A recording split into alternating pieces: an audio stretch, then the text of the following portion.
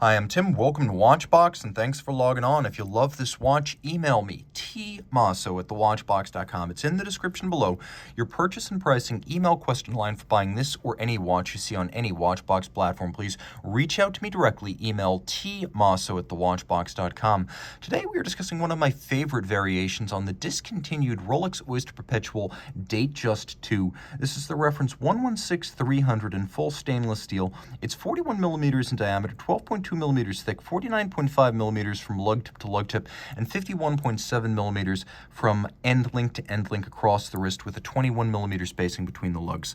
Now, the timepiece was made from 2009, when the Datejust II arrived, to 2015, which was its final model year. It was replaced with the Datejust 41 in 2016. This watch is one of the rarest combinations. The lavender numerals set it apart, but on the wrist it wears like a Datejust II. All of them had the Oyster bracelet. Jubilee didn't become available till the Datejust 41.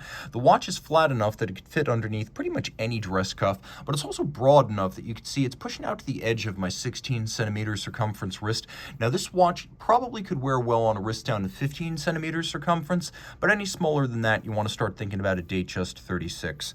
Taking a quick look at the bracelet, we should talk about clasp, bracelet, and case. Rolex has its own foundry, it makes its own alloys, and it uses 904L steel. It's not harder than 316, but it is more resistant to corrosion, especially against sea salt and body sweat. So 316 will eventually start to corrode in the presence of those chemicals. This can be exposed to them without being rinsed and not experience any corrosion or degradation. So it's more than you need, but then again, that is part of the definition of luxury. Oyster bracelet, polished centers, polished outer faces, removable links fixed by screws. You can see there's a little bit of a taper. The shoulders are satinated. There's a conforming end link, so it appears highly integrated, all of a piece. We have many removable links. You can see that the clasp uses a polished internal. That's not always the case on Rolex watches. Sometimes they're media blasted on entry-level models. There's a beak and a hook system, and they actually latch shut, and you actually have to unlatch them to open. It's not a friction fit system. You can see with the springs and hinges, the clasp internal is actually a little bit more complex than you might think at first glance. There is an easy link tool-free adjustment system in here. So in and out, snaps open, snaps shut, and it's the equivalent of adding or removing one sizable link on an Oyster bracelet. There are also a couple of divots inside, so 3 divots. You can use your strap tool to change the anchoring point of the bracelet inside of the clasp. Little tags can be annoying, but the case is a pure pleasure.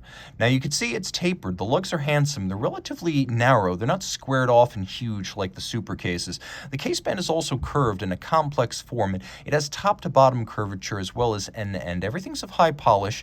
You can see there's a little bit of a bevel that runs around the edge of the bezel, and then a large conical portion giving way to a sapphire crystal. We have a screw down twin lock crown, 100 meters of water resistance. We have a silver sunburst dial with white gold numerals, Rolex crown and hands. The idea being white gold will never oxidize or tarnish. We have a Cyclops eye magnifier over the date, and it wears better on these bigger Datejusts.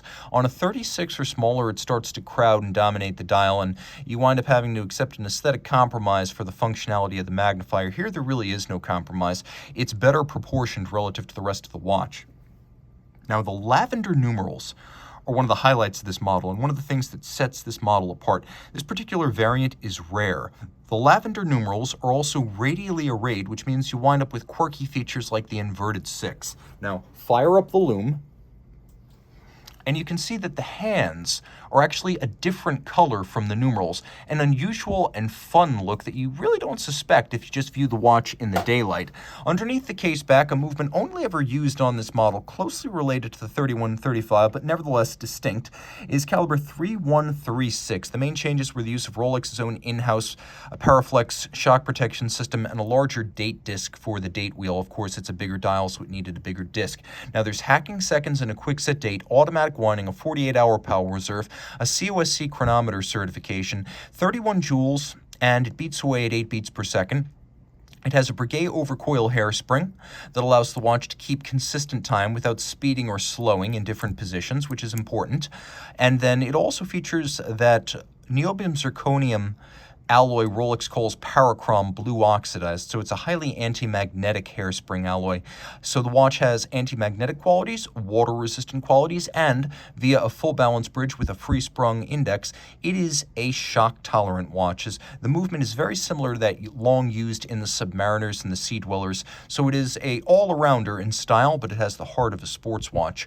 Reach out to Team Mosso at thewatchbox.com for purchase and pricing details.